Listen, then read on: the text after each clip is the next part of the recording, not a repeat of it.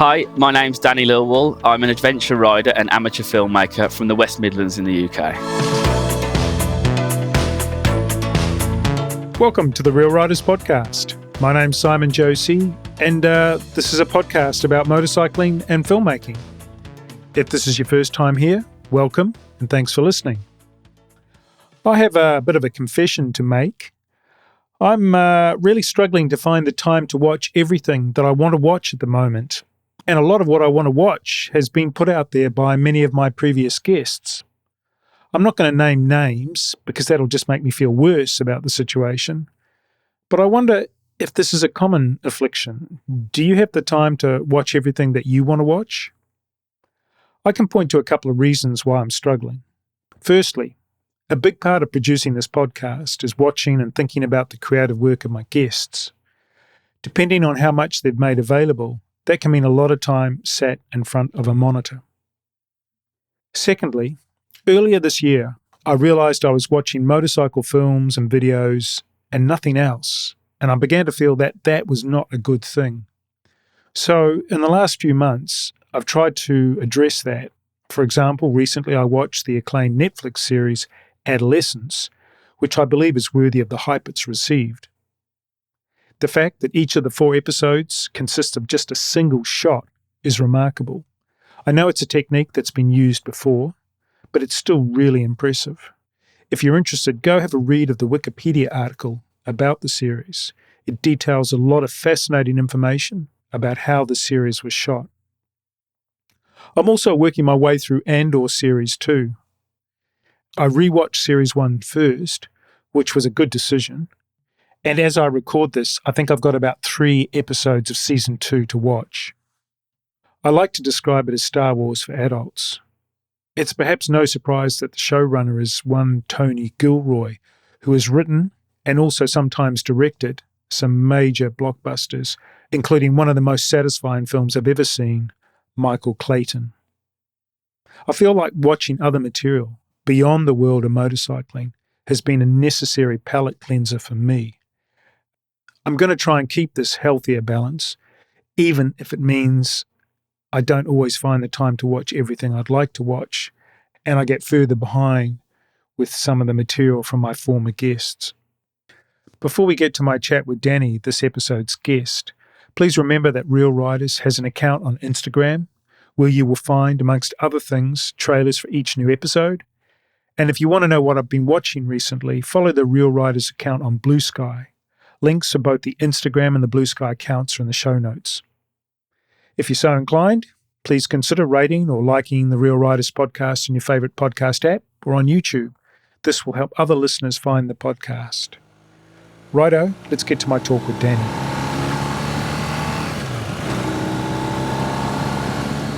Welcome to the podcast, Danny. Thanks for joining me on the show today. How are you? I'm very good, thank you. How are you? Yes, not too bad. Good. Can't complain. I'm a little bit stuck at home at the moment, which is a bummer because the weather here is amazing, and I imagine it's probably amazing where you are as well. I can't remember when it last rained. It's just real motorcyclist summer so far, but I guess we're going to have drought soon enough, and it'll be a big problem for the farmers. But is that the case in the UK at the moment as well? Lots of sun? Yeah, we've had pretty good weather, which is quite unusual for this time of year. Although I work outside, I'm a mobile car painter. I was out today, it was glorious. I was like sweating. It was one of the hottest days I can remember in a while. And then literally out of nowhere, I just had 2 minutes of solid rain and then back to sun again. And it was like, where's this coming from? Wow. Yeah, okay. God bless global warming now. Okay, so look, I've been preparing for this interview for a couple of days now, going back through your back catalogue of films on YouTube and doing the kind of research I normally do for a Real Riders episode. But you and I actually have an origin story that I thought we could share. Back about a year ago, in June 2024, you sent me the following message. And I'm not going to try and do it in a Birmingham accent. I'm just going to do it in my accent because that would be embarrassing. But you said, "Hi, mate. I made my first film in a few years. Hope you like it," which was a pretty intriguing kind of message. And the film that you were talking about was a film called Cycling Across Wales, a Bikepacking Adventure. And Based on your short message, and you sent me a link to the film, I assumed you wanted some feedback about the film. And being a conscientious and kind-hearted podcast host, I dutifully added the film to my watch list and a short time later watched it, then provided you with what I intended to be constructive criticism. And from memory, most of my comments were about the film's audio, which I guess is maybe no surprise for an audio guy. Yeah. Now, that film wasn't about motorcycling, but I could see from your YouTube channel that motorcycling was part of your life. And immediately I could see the ambition in that film. And because I've seen your other films on your channel since, I could see actually that there'd been quite a lot of development and growth in your filmmaking over time. Fast forward to December last year, I was at the Bike Shed in London for the premiere of Break Magazine's film about recreating the Dakar Rally in the Sahara Desert on a couple of XT500s. That film's called 100 Kicks in the Desert. It doesn't have that name on YouTube, but, go search it, people. You'll be able to find it. You were there too. I recognized you. I think I actually sort of walked up to you and stuck your Instagram profile in your face, and I asked you, hey, is this you, buddy? Yeah. And we actually ended up having dinner together after the film. At that stage, you must have been in the middle of the post-production work on your latest film, Uganda By Motorcycle. If I look back at our initial exchange of messages from June, one of the first things you said to me was, it would be interesting to get your feedback on the bikepacking film as I go to Africa in less than 6 weeks, and I really hope I can make a good film from that trip to look back on. And so my first question to you, Danny, is, did you end up making the film that you hoped to make? Well, I didn't, I suppose. I mean, I'm still quite happy with how it turned out, but I had been doing a lot of research and watching a lot of kind of tutorials on YouTube, how to make better films, and I'd learned a lot about the difference between scenes and B-roll, so that you don't just put loads of random clips together and they don't really make much sense to the viewer. But once you get to Africa, it's such a crazy place, normally you'd set up your camera and you'd drive back, a quarter of a mile, drive past it, and then go back and get your camera. That wasn't the sort of place where I felt comfortable leaving my, £500 camera, because even when you're in the middle of nowhere and you feel that there's no one around, as soon as you stop, people just appear out of nowhere, like crowds come out of bushes, and it that sounds insane, but it's so true. Every time we stopped, I thought, oh, this will look good. This is a great view. We'll get a shot here. And I just wasn't able to do that. I just didn't feel comfortable leaving my equipment there. I remember at one point, some guy asked me, it was a checkpoint police guy. He wanted my camera, but he didn't know what it was. He didn't have a charger for it or anything. He just wanted it.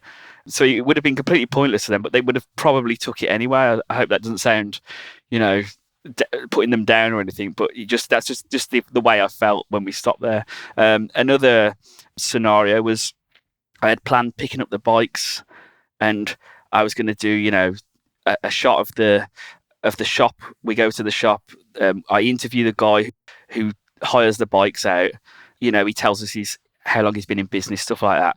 And when we got there, he didn't even have a shop. He was working at the back of a hotel that his friend owned, and he didn't even have any bikes of his own, it seemed. It looked like he just took our money, went and brought bikes, and then brought us the bikes back. So nothing really that I planned I was able to achieve. So it was kind of filming off the cuff, if you like. I had to just do the best I could, point and shoot, and hope for the best, and then hopefully there was a story at it at the end.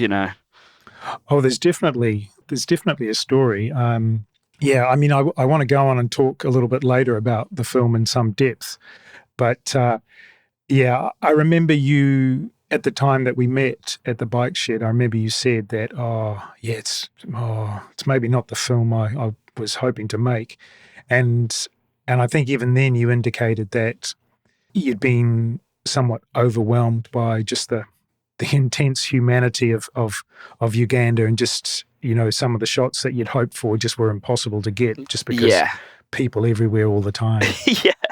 Yeah. And also, I remember seeing this on one of the tutorials that I'd watched, that you have all these good intentions to plan certain scenes or predicted scenes, but once you're out in real life in the field as such, you do get overwhelmed by everything, and everything you've thought about doing just you forget all in one, and you just kind of just shoot as and when and hope for the best a lot of the time. And there's so many times I've looked back and gone, oh, why didn't I do this? Or I even found myself recording little voice clips because I knew that I had not done it at the time, and I thought that should have gone into the story. So I did it, a few days later, and then obviously through the magic of Hollywood, put it back earlier on in the video. So yeah, I had things in my mind, but at the time it is quite overwhelming on such an intense trip to capture it all. Yeah, yeah.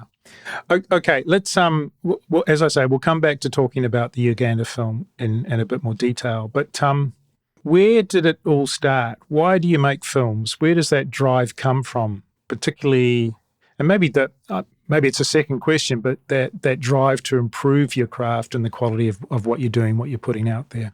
Well, I've been kind of thinking about this a lot since you asked me to come on the podcast, because there's no point in my life where I ever imagined or dreamed that I'd be making films or visual content or whatever.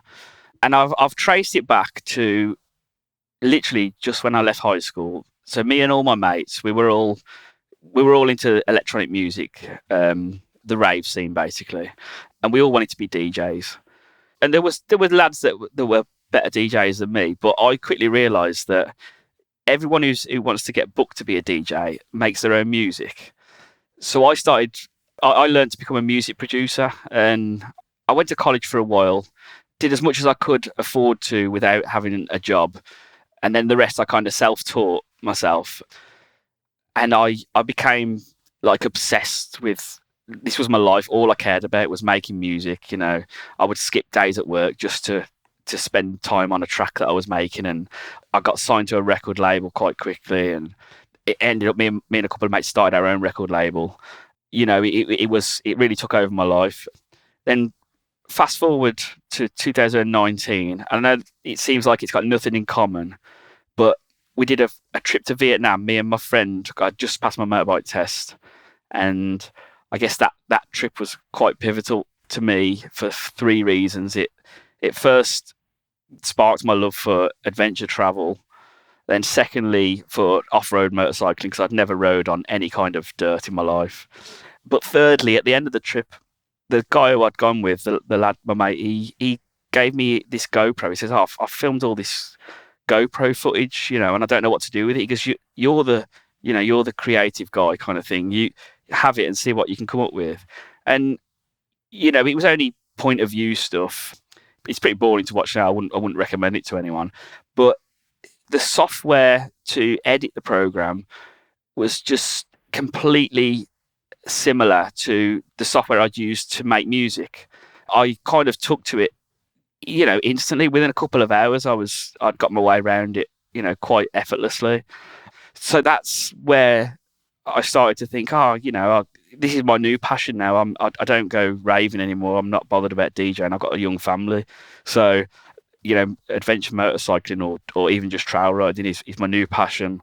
And, this is something that I can put it out there to be creative, and then just put it out there, something to look back on, something for other people to watch if they ever wanted to. So yeah, I guess that's where it all started. I'm resisting the temptation to ask what kind of software you were using as a producer, as a music producer, but I won't ask you. We can talk about that afterwards. Yeah. We'll lose too many listeners perhaps if I indulge myself like that. In terms of what I see, and I don't know if you relate to this, but I certainly see this drive to improve what you're doing. Just looking through, I watched all your videos on YouTube again today because I really wanted to get a sense of that progression and how you had changed. It's almost like every time you put out a new video, you were trying something new, you were trying to improve, you had analysed what you'd done last time. Maybe I'm reading too much into it. What's your view? Were you conscious of really trying to improve what you were doing? I'm always like that anyway. I remember It was my first day at work, and I was 16 doing an apprenticeship, and this guy said to me, "Everyone does things differently. You know, there's more than one way to skin a cat." He goes, "Just choose the best bits from each person that you see, and take those, and then you'll eventually mold into who you're going to be." And this guy probably doesn't even remember telling me that, but it stuck with me for my whole life. You know, that's 25 years ago, and I still live by that now in everything I do. So I do always want to progress, and I take influences from people that help me progress. But it's just also, I don't know, I suppose just having pride in your work. I suppose it's just something like that, I guess. Sure. You mentioned that before you went away on the Uganda trip, you were watching tutorials about filmmaking. Yeah. Anything in particular? Like, was anything that really resonated? You know, was it either a channel or individual with their teaching that really made sense to you? Yeah, I couldn't remember any of their names off the top of my head. I was watching that many, but there was one that really stood out, and he was, you know, he wasn't the sort of channel that I would normally watch, but it was, you know, as soon as you type in a certain thing, the most popular ones always seem to come up, don't they? So this one guy, he just mentioned, it was so simple. He says, "Oh, me and my friend went for a hike to watch the sun set in California." And if you say like that, no one's going to be interested. So he mentioned in detail, he started adding a bit of story to it, and what happened on the way up, how he felt, stuff like that. And, you know, that's the sort of thing that it kind of really helped me realise that you need to add a bit more detail into what you're trying to tell, rather than just, no one wants to see you ride down a road. They can see that the road's beautiful or whatever. But if you add a bit of background to it, it'll help enhance what the viewer's seeing, and make a better experience for them in total, I think. Mm. Yeah. What's your favourite part of the filmmaking process? I guess I like the whole thing in general, because obviously I spent so many hours in my youth making music. When I'm in the studio as such, as in on the computer editing, I just love that. I'm so at peace, and it's so therapeutic for me. But then when you're out there filming, that's the nitty gritty, isn't it? You really get into it. So I suppose I like all of it. I guess my least favourite is probably doing the voiceover, because, you know, I've got one of those accents that a lot of people can't understand, and then I feel like a bit of an idiot talking to no one. So yeah, that's probably my least favourite. But the rest of it I really enjoy. Yeah, it's funny. I've been thinking a little bit about that recently. I think this is going to be like episode 35, maybe. I can't remember. But you know, I've been doing this for a little while now, and I still struggle every time I do my intro bit. Like, I think the one I recorded yesterday for an episode, and I listened back and thought, oh, that's really slow.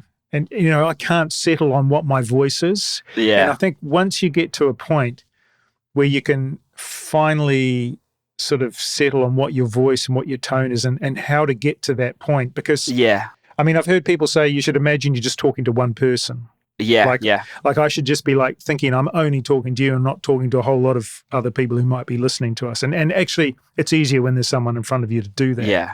But when there's no one here, and it would be like you doing narration recording. Yeah. I can't quite get the consistency of tone. I can't quite figure out what that tone wants to be. Because it's unnatural, isn't it? Speaking to no one is unnatural. So yeah, it definitely and is. you want it to come across authentic. That's the whole point of it, I suppose, to really engage the viewer. Yeah, absolutely. I think that's the key word. You've got to find your authentic voice, because people will switch off otherwise. Yeah. And I think that's one of the things that you've progressively introduced into your filmmaking, you know, and most recently, obviously, with the Uganda film, there was a lot of narration in there, and it sounded to me like you actually had found your voice. Really? Oh, that's good to hear. Yeah. Because you seem to be enjoying putting in the smart, you know, the odd humorous comment as well. So trying to put your personality across in the narration, I think you succeeded. I think that's one of the charms of the film for sure. Yeah, well, some of the quotes that I'd voiced over were originally videos that I'd spoke to camera, and I just felt so uncomfortable putting them out there because it just didn't feel good, didn't feel cool, you know. I just thought I'll just do a voiceover and put a clip on, and it'll be the same effect. I knew what I meant at the time. Yeah, well, I think it works really well. Just bringing it back to sort of general questions before I deep dive into the Uganda film, what aspects of motorcycle filmmaking do you find most challenging? I guess for me, carrying the gear sometimes, because I don't have a lot of great gear and I try to travel as light as possible. So I brought this tripod especially for Uganda, and especially when it's a fly and ride holiday. So we flew there with all our gear, all our riding gear and whatever, and I just couldn't pack it in. And we didn't have a drone anymore. My friend who usually used a drone, he sold it. Also, a lot of the time, the films about motorcycling, the best bits I like about them are not actually the motorcycling at all. I'm only watching them because they're on bikes in the first place, because that's my preferred way of travel. That's really interesting because I was thinking of maybe doing a really boring analysis of your, well, maybe not so boring, but I was thinking of doing an analysis of the Uganda film. What percentage of time of the total film was to do with the motorcycles? Yeah. And it's quite small, actually. Yeah. But I still think it's a motorcycle adventure trip because motorcycles are still at the heart of it because that's your means of travel. Yeah. And there was all the drama around these particular bikes. And was it Roger's bikes or Roger's dirt bikes? Yeah. Yeah.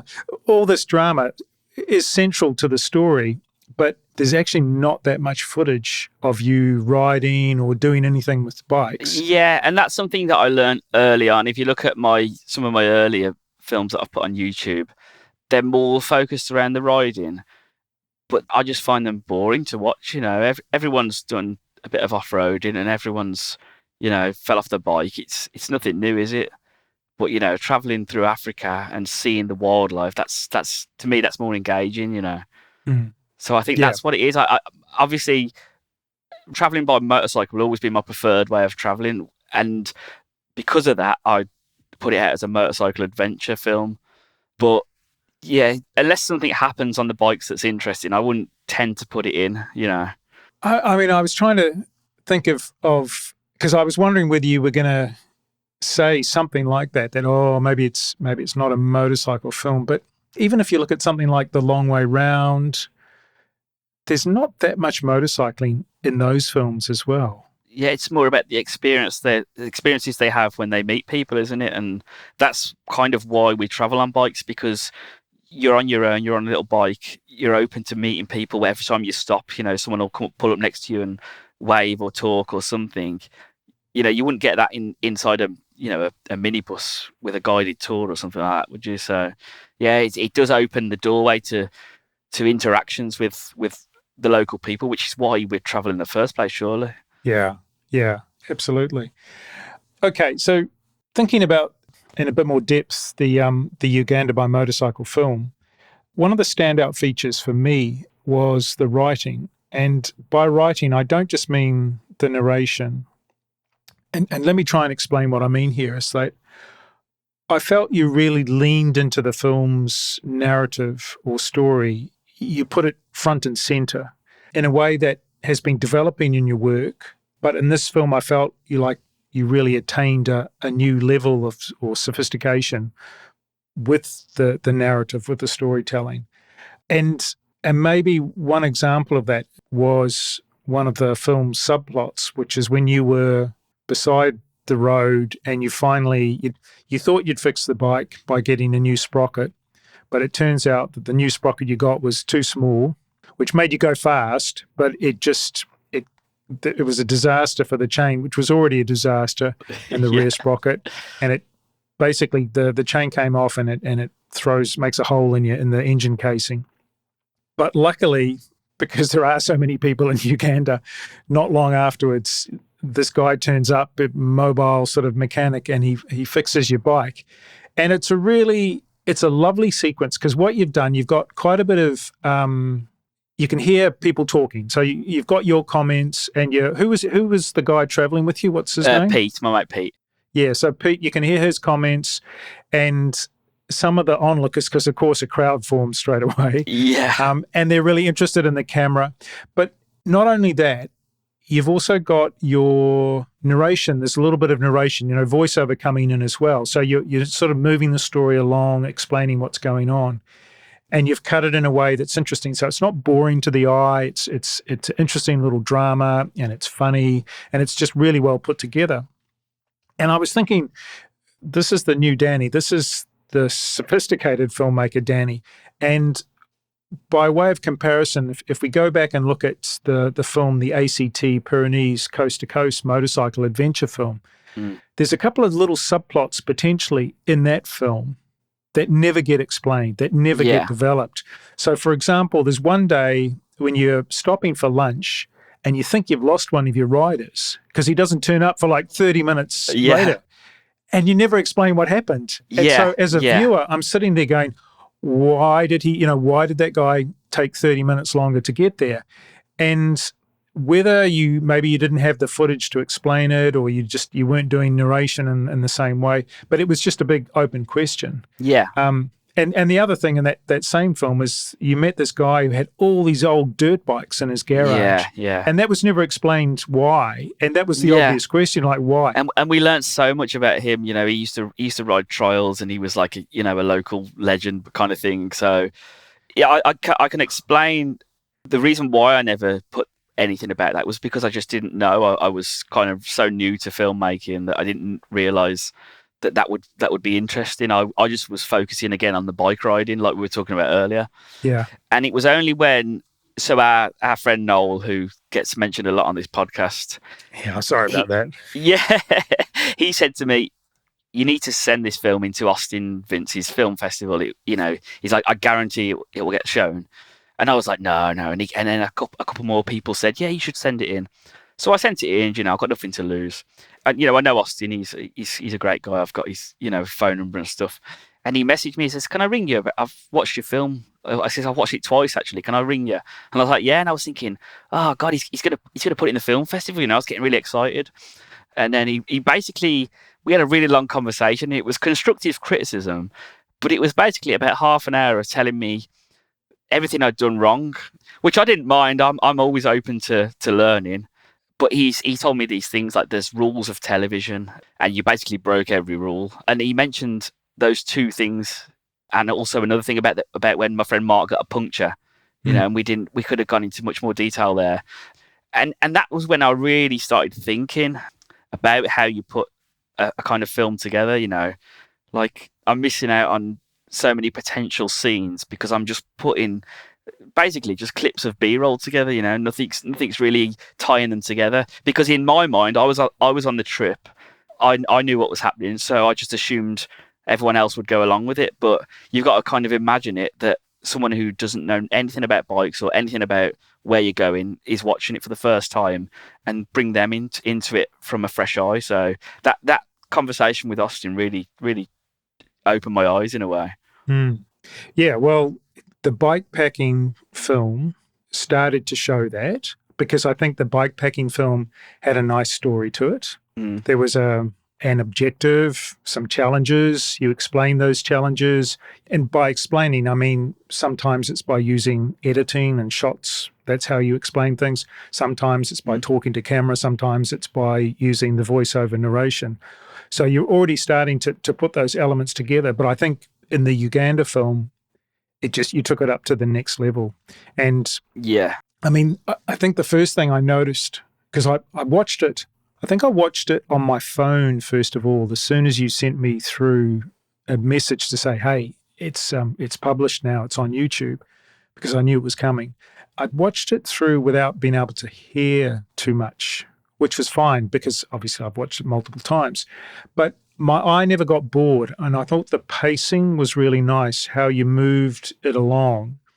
And then one thing I noticed today is that you actually used music in a way that I think maybe you've used a little bit in the past, but you sort of used music as a indicator that we're moving on a bit, like we're moving to the next place, da-da-da-da. So tell me about that sound production, or sound design. Where did you get the music from? Because it's lovely music to start with. And what was sort of the decision, the thought process that you went through in designing the sound for that film? Well, I've always been into music really massively. and I've got quite an unusual ear, if you like. So I know a lot of different genres. I know a lot of. I tend to always be drawn to music that's not massively known or quite underground and stuff like that. And some of the tracks I did just search for until for literally hours and hours, search for songs until I thought, yeah, that could work. In terms of how I use them in the film, I guess again that comes back to my DJing days. You know, when you're booked to play a 2-3 hour set, you have to build things up slightly, then just drop them down a bit. But as soon as you feel like the crowd might be getting bored, a bit of drama, and I guess that just comes naturally of 20 years of DJing in clubs and stuff. You know, it's almost like I'm in a way working the crowd. You know, so I could only say that was come natural from that, I guess. What sources did you use for the music? Like were you using one of the royalty-free music services, or some of them are royalty-free off Artlist. okay, Some of them are just songs that sometimes I'm riding along on my bike and I'll be singing the song in my head, you know. I go, this is going to work here because it's something that I already know about, which especially was the case in the ACT film. That film pretty much consisted of almost all the songs on it were from a one particular artist album, and at the time I was just listening to him non-stop. Every day I was, you know, singing it in my helmet, and I just knew that it had to go there in the film because it felt right. Actually, that's one thing I did notice for someone who's worked as a DJ or, you know, and a music producer. A lot of the music in your earlier films was quite rocky, should we say, rather than electronic in nature.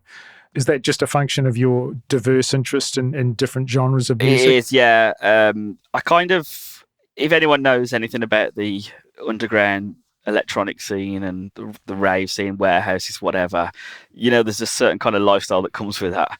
And when my daughter was born, I just thought, you know, I don't want this anymore. So I kind of just closed that chapter in my life, and I was always into rock music. It kind of took over a bit more. So in my recent years, I've definitely listened to, you know, still quite obscure stuff, but definitely more band related music than electronic.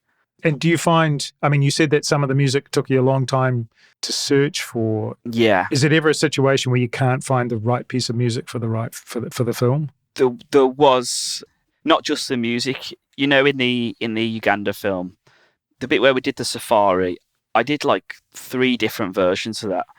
And I was really not too happy with it in the end anyway. But it was one of those situations where we were so overwhelmed by being surrounded by lions and giraffes and all that kind of stuff that I didn't think about how to film this properly. Like, I didn't really film our reactions. You know, one of the best things about when a person's on a trip and they see wildlife, when you're watching it on like a, you know, wildlife documentary or something, is the person who's making the film. You look at their reaction, and you know, it's one of the things that connects us, you know, because we're all humans, we all have emotions and feelings. So the fact that I was only really filming the animals was hard for me to put that in, because that was meant to be like the most, you know, the most epic part of the film. So I did struggle with that, and it took me a couple of weeks to get past that scene until I had to eventually just say, you know, this is the best I can do with what I've got, so just move on. And those shots of the lions and the antelope fighting, that was all shots that you took? Me or Pete. So Pete got some really good shots there. The lions, Pete got all the lion shots. But again, what you were saying, the music was okay, but it wasn't really how I had imagined it in my head. So I struggled to find music to fit that scene because I was struggling with the scene in general. So nothing was really coming together for me at that point.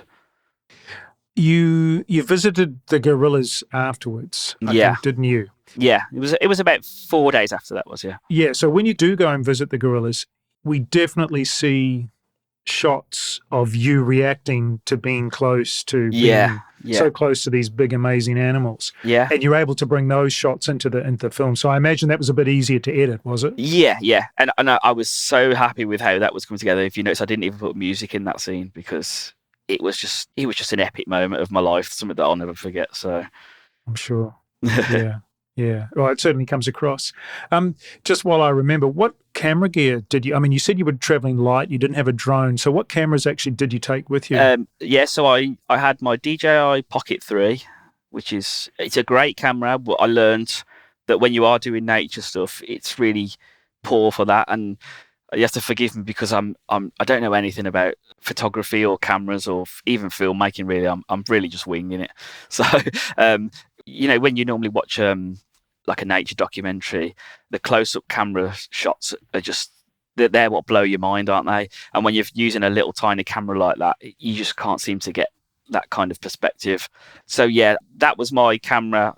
What I was using 90% of the time, just because it's got a gimbal and the sound's pretty good straight from the camera. Then I had DJI Action 3 as a kind of backup camera. I put it on the bike a few times, but I didn't want to use too much point of view camera because it's just not good in my eyes. But I did use that quite a lot, to be fair. And then the rest of it was me or Pete's phone. So we just so sometimes when it was just you got to be quick, you got to just get a shot. We just pulled our phone out of our pocket and shot what we could.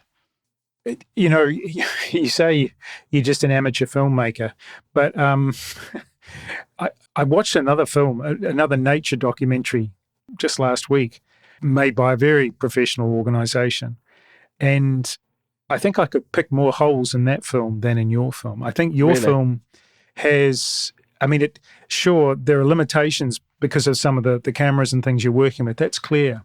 But I have this thing where, I don't need everything to be 4K. I'm more interested in how the story progresses and whether I'm getting bored. Yeah. And I definitely, like I said earlier, the pacing of the whole story, the editing, I think it's extremely well balanced, just the mixture of narration, talking to camera, reactions of you seeing things, seeing the things that you see. I think it works really well. The other thing that I thought was really well integrated into the film, and again, I've not seen you do this before, and that was the way you brought a bit of history and information into the film. So, I'm of an age where I'm very much aware of the hostage crisis in Entebbe in the 70s. Yeah. That was a big part of my childhood. So I thought it was interesting because as soon as you said you were flying into Entebbe, I thought, yeah. And I knew nothing about that until we got there. So yeah. Yeah. Then throughout the film, you also add in some interesting information. The fact that the bikes you were on, please tell everyone the bikes that you were riding if you can bear. The Bajaj Boxer 110. Yeah. So I think you said there was something like they represent something like 90% of all motorcycles in Uganda. So yeah. Interesting little bit of information. And it's true. We rarely saw any other bike apart from those. And then there's that little sequence where you give the fisherman a water filter, but you give it some context about you saying, X percentage of the Ugandan population live below the poverty line. So I thought that was really nice because again, I haven't seen you do that before. I haven't seen you weave in information, history of some of the places that you've been. Now, you've been to some interesting places like Spain and obviously all over the UK. So was that something that you thought about beforehand, or is that something that how planned was that? It was very planned because I was leaning towards the narrative that I wanted it to be a documentary, which is why a lot of when you said your very first question, I think it was it the film you planned? That's why it kind of wasn't. But I really enjoy my go-to TV program would be, a travel documentary, factual stuff like that, where you're learning about the place. So about 6 months before I went, I brought a big thick book about Uganda, and I read through it, especially when it was in areas that I knew we were possibly going to be traveling in, to find out facts about it first, whether it was something we could see to use in the film or whether it was just something you could just explain to the viewer, just so they have a bit of context of where we're traveling and why we're traveling there and stuff like that. So yeah, it was very planned, definitely. And talking about planning, how planned was the film in terms of did you have a layout, a plan of what the film was going to be like, or was it really a matter of go shoot a whole lot of stuff, come back and try and figure out what the film is in the editing process? I had planned a lot of different things, but it kind of was changing all the time because we didn't really know what our route was going to be. It wasn't a set in stone route, you know. And we had certain places where we would like to go, and we had one place where we had to be, which was the gorilla trek, because we had paid $800 for the passes for that, so we couldn't miss that. But everything else was just, we'll see where we go, and we'll and if we get time, we'll go there. Or if anyone suggests, oh, you should go here. So I was just trying to research as much of the country as I could beforehand, just so I knew, oh, we're in this area now. We should look up this or try and speak to someone about this. That's one thing I do regret, is not interviewing locals more, because that's one thing that I'd really hope to do. You know, just sit them down and let them talk about what it was like for them growing up or stuff like that. There was in fact two boys. They were teenage boys, brothers. They asked us not to film them. They didn't want to be filmed, which would have fitted perfectly into the story I was trying to tell.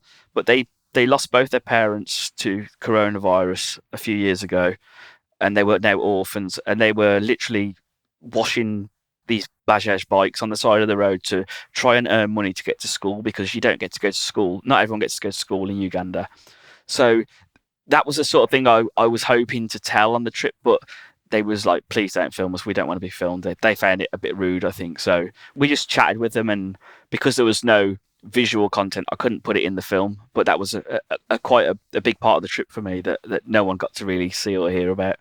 Yeah, I think it's a special skill to be able to do those kind of interviews, to make them powerful and interesting, to make them look natural. Yeah. So and probably take a lot more time because you need to build up trust with people before you can have those kind of conversations. Apart from those two guys, did you feel that you got close in any way, or any way close to any of the other locals, or was it just too difficult? When we're staying at kind of accommodation or lodges, they're not being themselves, because they're obviously told these are white people or Westerners with money. Be as nice to them as possible, and you'll get some tips.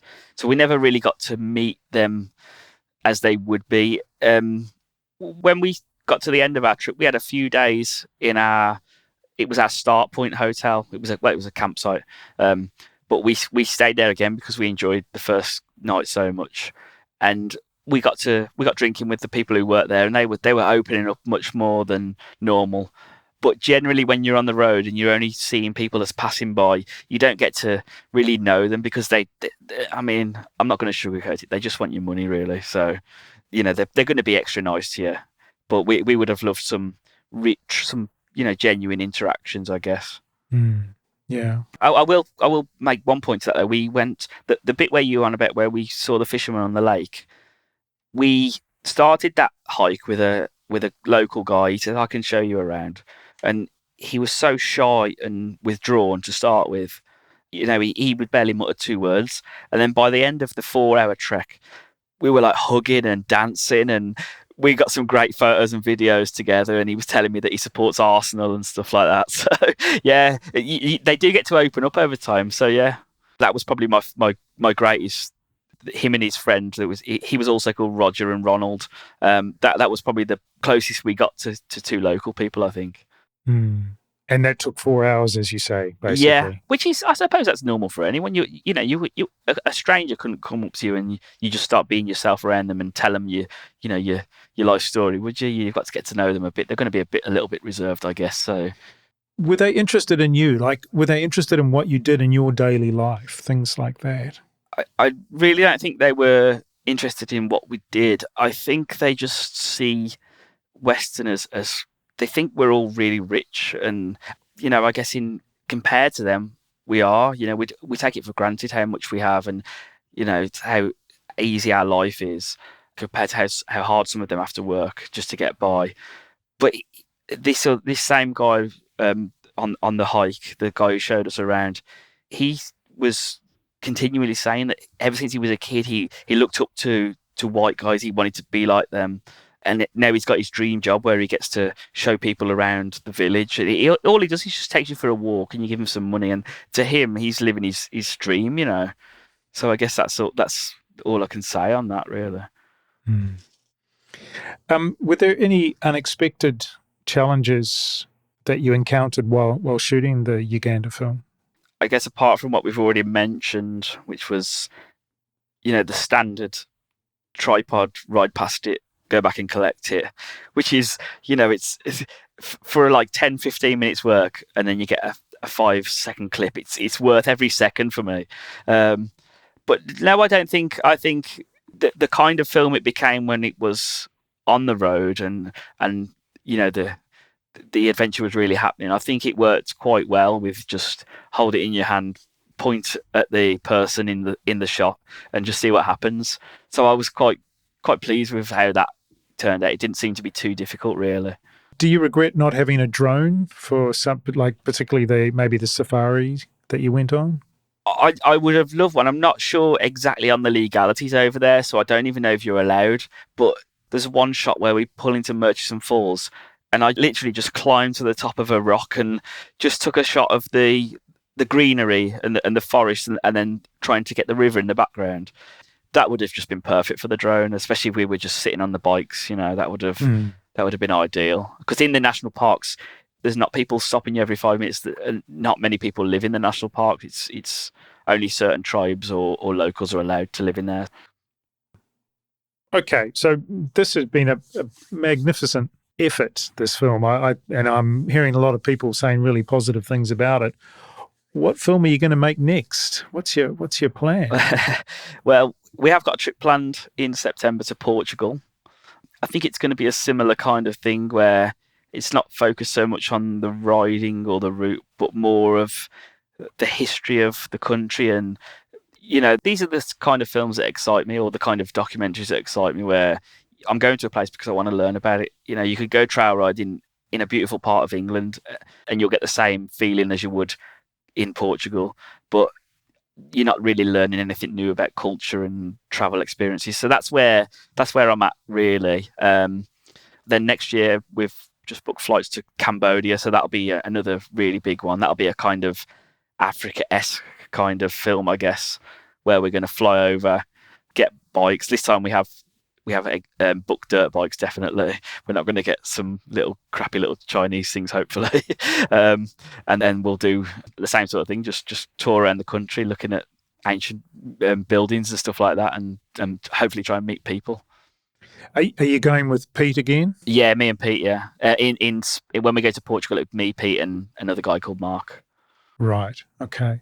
When you do the Cambodia trip, do you need a guide, or can you just take yourselves around? No, we're just doing it on our own again. The company that we're hiring the bikes from, they're trying to convince us to take a guide with them, but I've told them. I even sent them the Africa film, said this is not how we like to travel, And he's like, okay, that's fine. You want a real adventure, we're happy to supply you the bike. So, yeah, cool.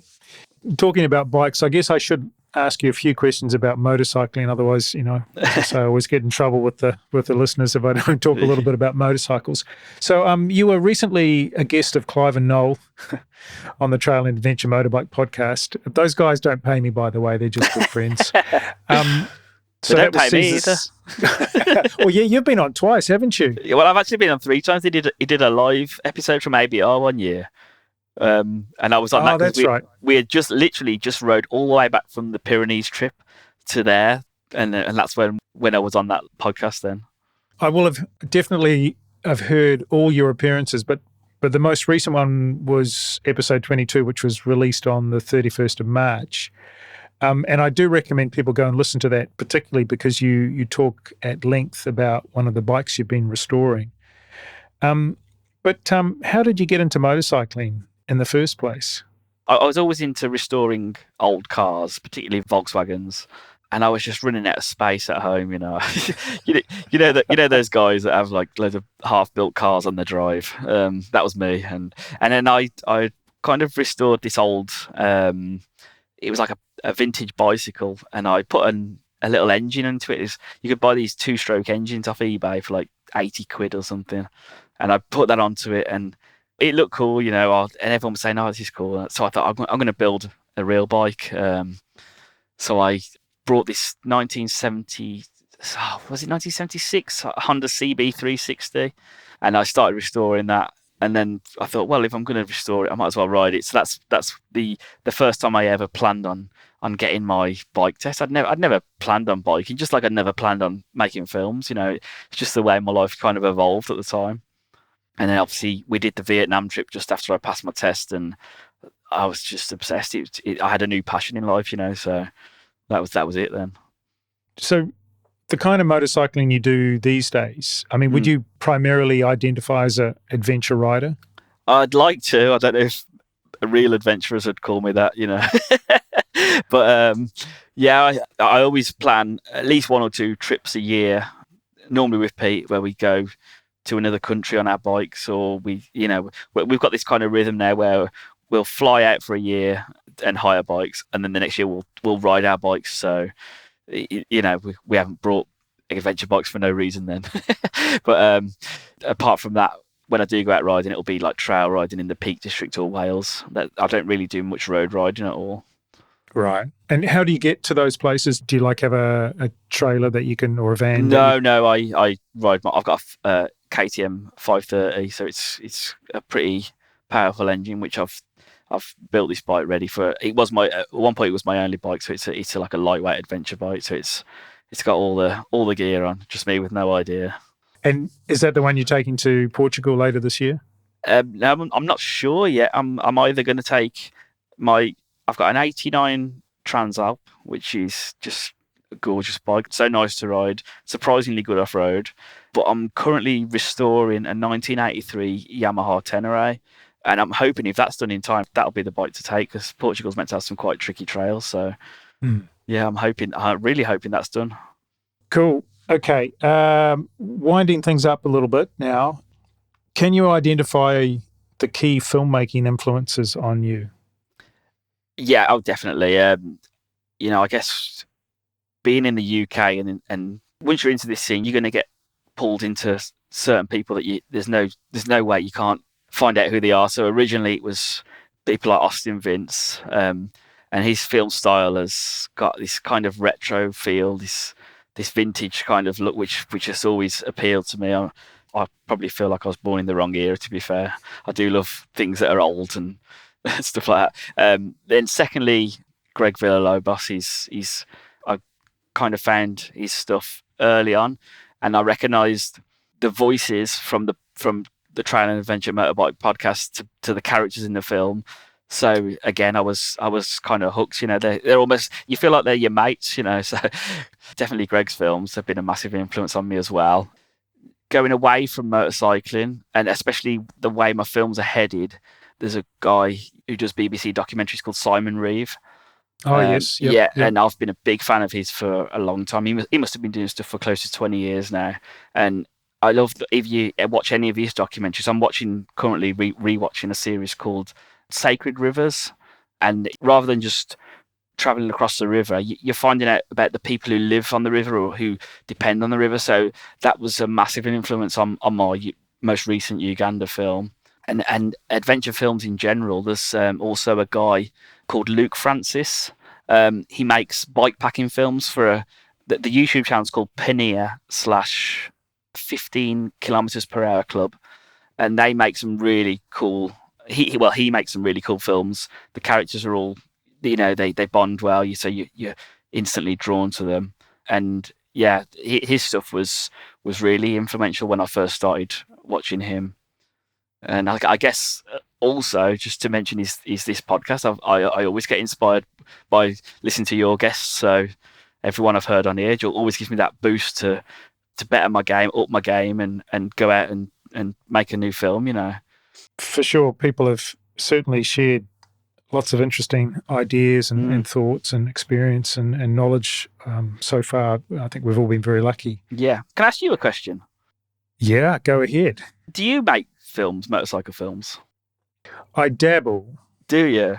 Yeah, but I'm very frustrated. I've been making home videos, with the family growing up on holiday trips and stuff for years and years and years.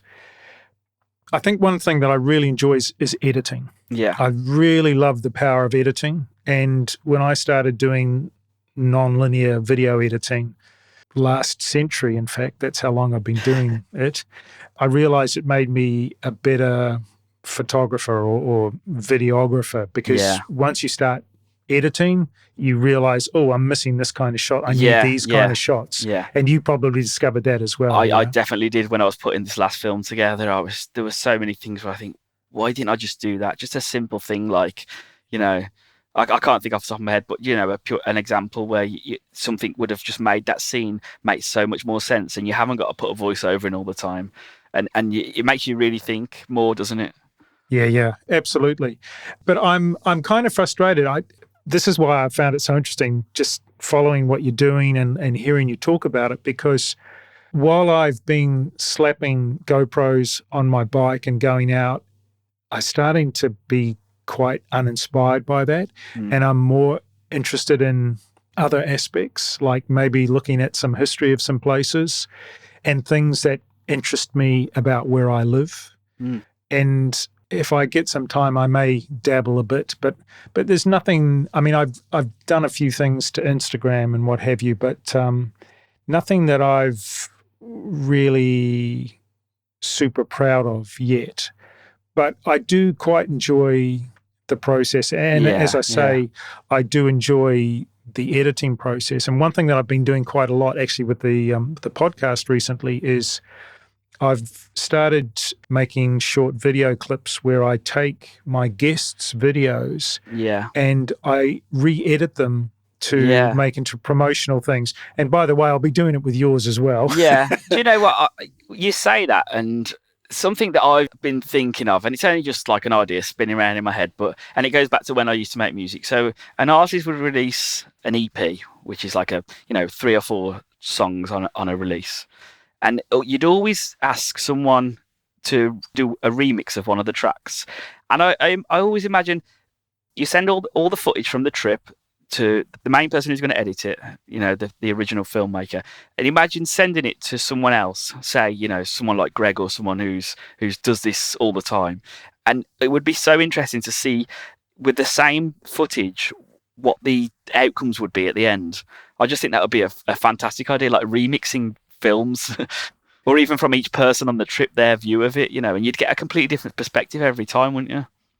Absolutely. And I think when I spoke to Greg, because Greg's done a lot of filming. This is Greg Villalobos that we're talking about. He's done a lot of filming, he's done a lot of editing, but more recently he's done some things where he's actually handed over the editing and even some of the filming to someone else. He's still been a director, and he's actually been collaborating. And that's why it was really interesting. Yeah. Well, I found it very interesting to hear Greg talk about that, and then to hear Thomas Dance, who was the guy who did the shooting and then the editing for him. Yeah, and his stuff is just, it's like, I watched it after I heard him the other week, and I was just I couldn't take my eyes off it. It was fascinating. So it's a different style of video completely, but it was something that really, I was drawn to it the whole time. I literally couldn't take my eyes off it. So yeah, there's something about Thomas's work. He's just put out a couple of short videos.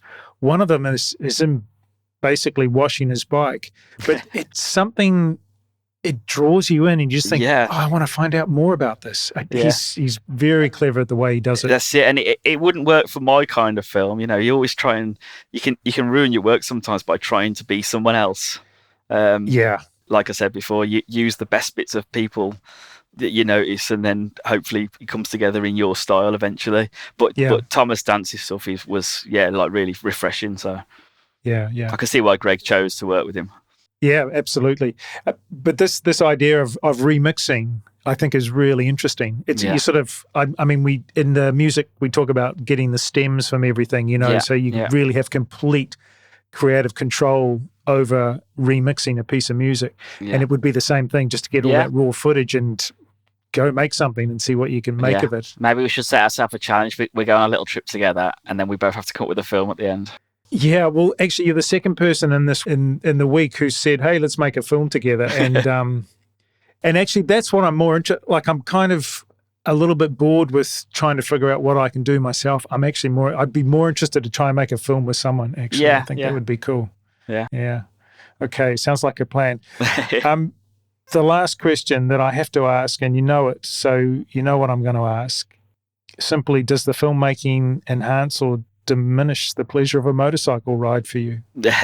Well, when I first got into filmmaking, and obviously I had this new obsession where I want to film everything I do on every bike ride. Although I used to enjoy setting up the camera and ride and filming and all that, I got to the point where I was like, this is absolutely pointless. You know, most of the films I didn't even put on, or I'd put on YouTube for a few weeks and then take it off because it was just pointless. You know, who needs to watch a trail ride yet again? So now, because I've chosen only to film when I'm doing a bigger trip, if you like, or a travel trip, it's 100% as important as the bike trip itself for me. It comes with the planning. Yeah, I'm already starting to plan Portugal, and that's not for the Portugal film, and we're not going till September. So that's how much it means to me. I really do enjoy it when I'm set out to do it specifically.